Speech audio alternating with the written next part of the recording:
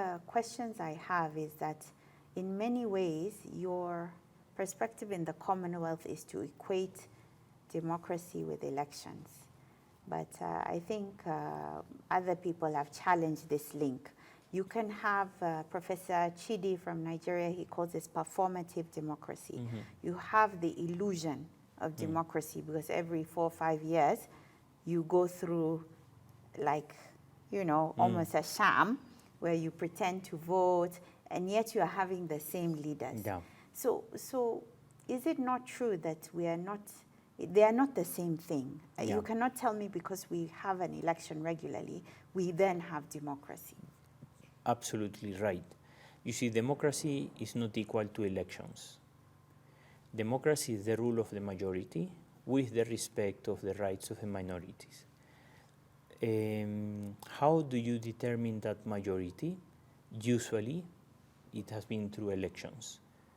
But of course, when elections are manipulated and are not free and fair... Or maybe you don't have enough people turning up to tell you what the Exactly. majority want. Yeah.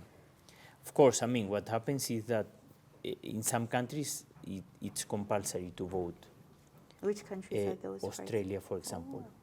You don't vote, you may not even be allowed to travel or something. Wow. So in most countries, it is not compulsory. So, you have to play also with that balance. Some people express their take by not voting. Yes, it's a protest. Exactly, it's a protest. Or some people say, no, go and vote, but put a spoiled ballot, and that's your protest.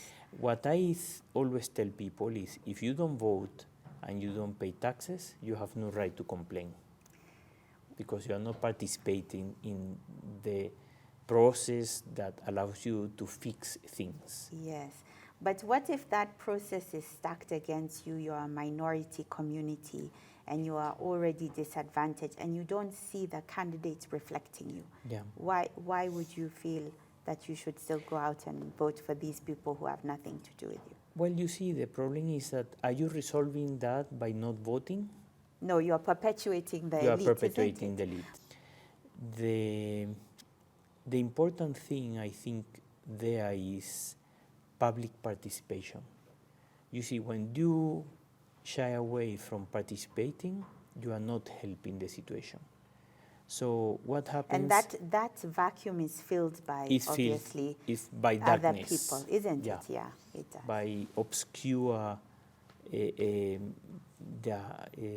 let's say, ideals and people who don't have the country at heart. Yes. So sometimes when they tell me, no, I'm not in politics because I'm honest, I say, well, don't say that, because fantastic, you're not in politics. Not everyone has to be in politics. Not everyone has a vocation for politics.